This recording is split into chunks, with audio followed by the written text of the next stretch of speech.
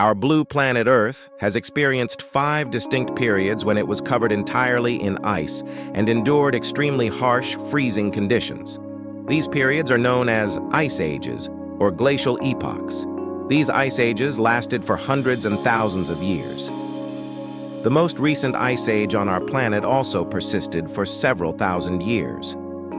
During this final glacial period, humans lived in caves and ventured out in groups to hunt for survival.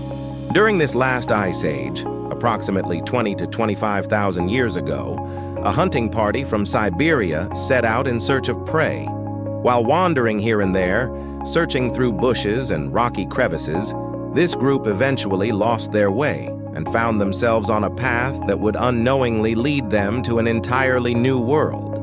This hunting party had no idea that the frozen wasteland they were traversing, slipping and sliding as they made their way forward, was actually a temporary, narrow passage between 2 great continents. This pathway had emerged solely because during the Ice Age, as the oceans froze over, the water levels in these seas dropped significantly. Hills, small and large islands, and passages between islands appeared in various parts of the oceans.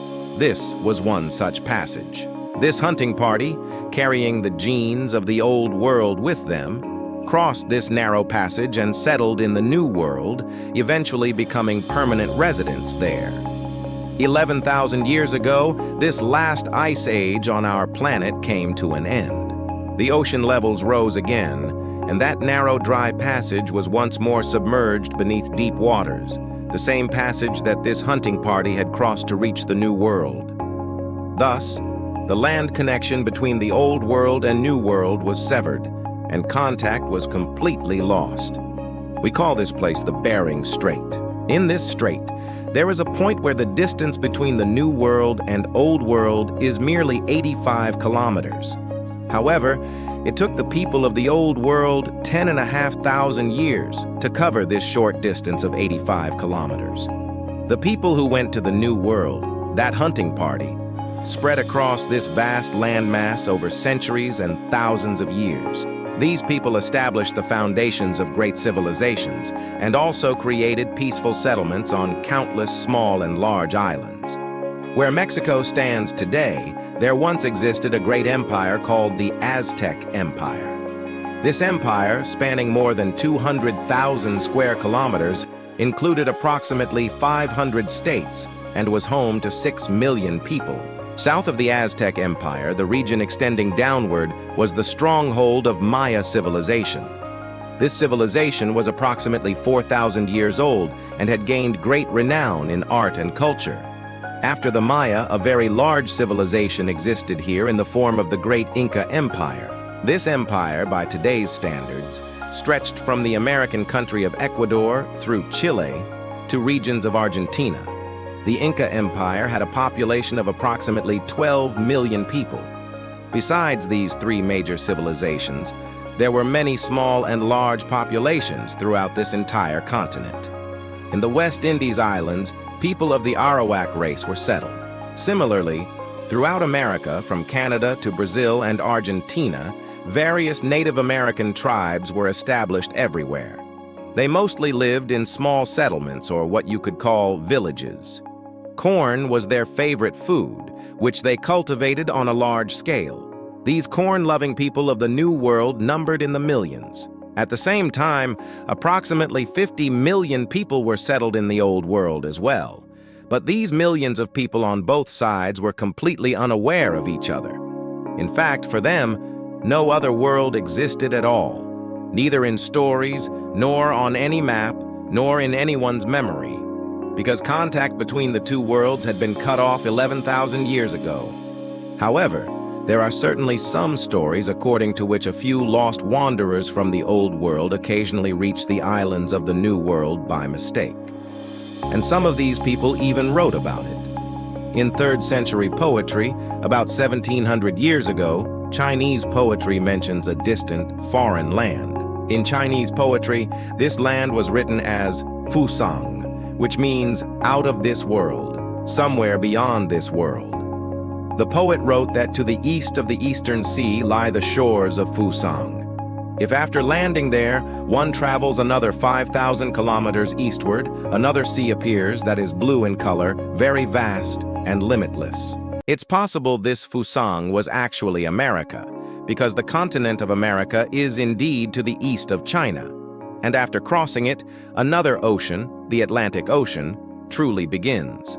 Similarly, in 458 CE, an Afghan Buddhist monk named Hui Shen began a journey eastward from China with 4 companions. He returned after living 40 years in a foreign land, which he also named Fusang, according to ancient Chinese tradition. He also wrote a travelogue describing the conditions there. 500 years after Hui Shen, the Viking tribes of northern Europe also reached America, and where Canada is today, they established their settlements in the Newfoundland region. Models of these settlements still exist there today. Like the Chinese and Vikings, some Muslims also claim that they too reached America in the 10th century during the reign of the Umayyad ruler Abdul Rahman III of Spain. In fact, they claim to have established settlements there, built mosques, and preached Islam.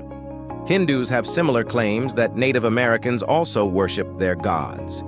In their opinion, some Hindu from India had once reached America, which is why ancient American tribes worship the same gods. So friends, there are many such claims. But the problem is that whether these claims are right or wrong doesn't matter. What mattered was who discovered this continent, correctly understood that it was a new world, and established contact between this new world and the old world, so that people began coming and going. So friends, this contact was not made possible through Chinese discoveries, nor through the Buddhist monk's journey, nor through any Muslim or Hindu navigator's adventures. The alienation that had existed for thousands of years between the old world and new world remained intact. People of the old world continued to believe that the world ended at the shores of Europe and Africa. And American tribes also believed that beyond their shores, there was nothing but water. Like the saying, out of sight, out of mind, this distance could have remained for thousands more years. But then the 15th century arrived. In this century, such a shift occurred in international power dynamics in the global game of power that it changed everything. The humans of the old world, especially Europeans, became so compelled that they had to venture beyond their comfort zones, beyond their geographical boundaries, to search for new routes and new lands. This change, this shift, came about because of Muslim conquerors. So my curious fellows, what happened was this. In the old world that Native Americans had left 25,000 years ago, Europe had been a major power until before the 15th century, a dominant force. The Roman Empire of Europe had been the world's sole superpower for hundreds of years, and its rule had extended to several regions of Asia. But gradually, the Roman Empire weakened, and finally, only the Byzantine Empire remained as its last symbol. What kind of empire was this now? Merely one city, Constantinople, which was still called an empire or sultanate in memory of old times and relying on its powerful walls. Then it happened that in 1453, the Turks completely destroyed the last sign of the Roman Empire. The young Turkish Sultan Mehmed the Conqueror captured Constantinople and ended the Roman Empire forever. The city's name was also changed from Constantinople to Istanbul. In the 15th century, Europe's power had died, and mourning had already begun there. Because Constantinople was not just an important military base, but also a sacred city for Europe. It was the center of Orthodox Christianity. It had been established by Constantine, the first Christian emperor of the Roman Empire. Constantine had also built a magnificent church, Hagia Sophia, there, which is why Christians throughout Europe held special reverence for this city. But besides reverence, this city had another importance because it was a lifeline for Europe's trade with Asia, especially China. Silk from China, spices, precious stones, gold, silver, and countless other goods from Central Asian markets used to come to Europe through this very route. Now, with Constantinople falling into Turkish hands, this route was closed. This defeat left Europeans suffering both economically and spiritually. Economically, because the closure of trade routes had greatly reduced employment opportunities in Europe. People were becoming poor, and to such an extent that they were struggling for food and drink. People driven by hunger would throw their children onto garbage heaps. Farmers began committing suicide or were forced to live slave-like lives by taking loans on interest. Then, friends, it also began happening that hungry, naked people turned to looting and robbery to save their lives. Within a short period, crimes had increased to such an extent that those walking in European streets kept their eyes raised toward the sky instead of looking at the ground. The reason was that criminals hiding in houses would drop stones from windows to crush the heads of passers-by, then steal whatever they could from these corpses' clothing. Therefore, safety lay in walking with head up, watching carefully. Wealthy people had hired guards, but common people were dying in broad daylight. Even government protectors had become helpless in this situation. So, friends, this was the economic destruction that befell Europe due to the loss of Constantinople and the closure of trade routes. The second destruction was spiritual. Europe's fanatical Christian believers understood that Europe, which was Christianity's stronghold, was seeing its territories fall one by one into Muslim hands. So now these people thought this was a difficult time for Christianity. Christian territories were decreasing day by day, shrinking geographically. They felt that if this continued, Christianity itself might end, or its powerful status might be eliminated.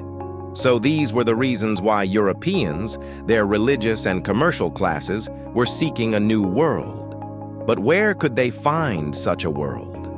They didn't know that just 4,000 or 5,000 kilometers to their west existed a world whose area was almost equal to this old world, and which was also rich in natural resources like gold, silver, oil, and others.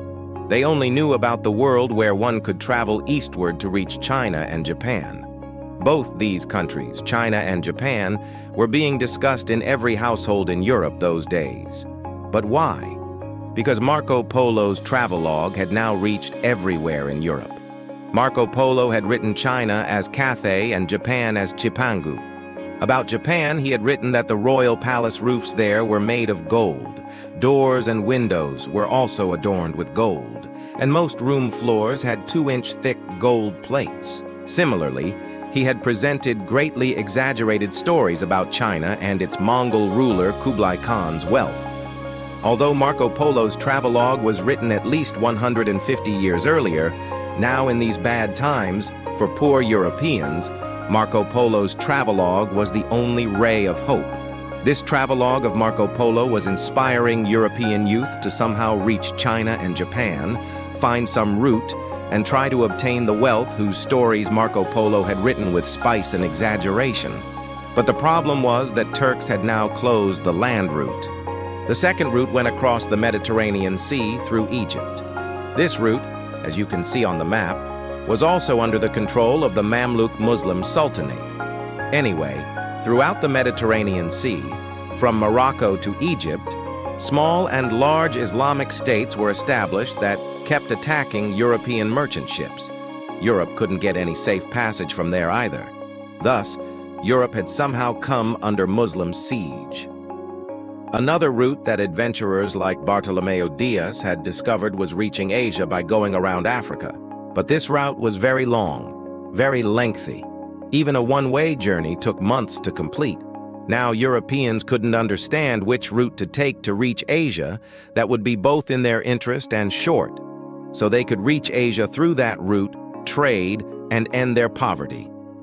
In this state of despair, an unknown Italian navigator came forward. He claimed to know the shortest route to China and Japan in Asia. In his opinion, this was such a route that went straight across the Atlantic Ocean, and no major country could pose a threat to them on this route. This was a very big claim that could change Europeans' fortune. The young man making this claim was Christopher Columbus. Columbus, belonging to the Italian city of Genoa, had spent a large part of his life at sea. Like other young people of his era, He too was greatly influenced by Marco Polo's travelogue. He claimed to be an expert at finding routes with the help of the sun, moon, and stars. In that era, educated people had come to understand that Earth was round.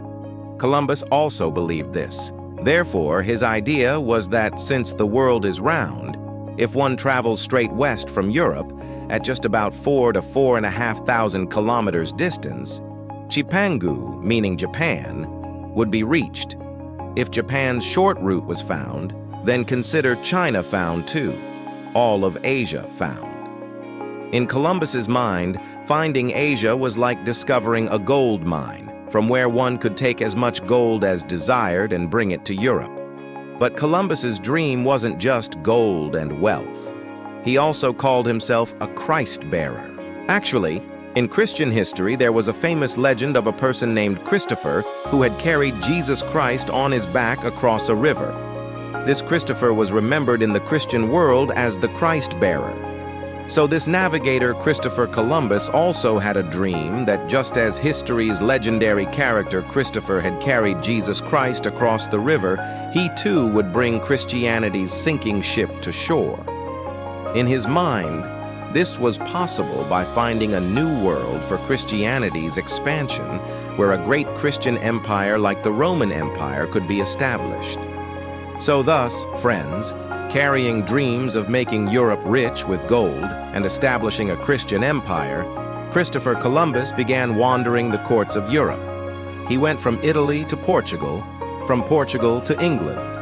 Everywhere he kept presenting his idea of westward travel and trying to obtain investment. Now Europe's conditions were bad those days. Their backs were already broken by poverty. There were other reasons too, but the fact was that no king or queen agreed to help him. Columbus persisted and didn't abandon his idea. In 1485, he reached Spain. At that time, Spain was ruled by Ferdinand II and Queen Isabella. In Spain, Columbus spent 7 years trying to meet the queen. But the queen didn't have time for a meeting because the king and queen were busy removing Muslims from Spain at that time. Finally, when Granada, the last Muslim stronghold in Spain, was also near defeat in 1491, the queen called Columbus to her court. Columbus shared his idea with the queen and assured her that his plan was a super plan that would definitely succeed. He explained that from the lands he was going to discover, China and Japan, so much gold would come that Spain would become wealthy. Not only this, but Columbus said that in the new lands of Asia, where he would go, it would be easy to convert the people there to Christianity, and then Spain's government would extend as a Christian empire to there. Queen Isabella, somewhat out of greed and perhaps carried away by religious emotions, announced that she would provide Columbus permission for this sea voyage and financial assistance.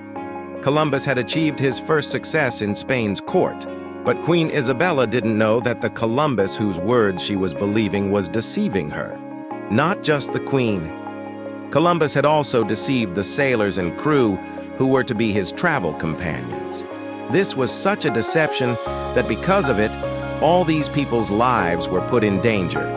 This story continues in the second episode of American History, where you will learn what Columbus's deception was, why his companions planned to kill him during his journey, and what promises this Italian navigator kept making to his crew in his obsession to reach Asia.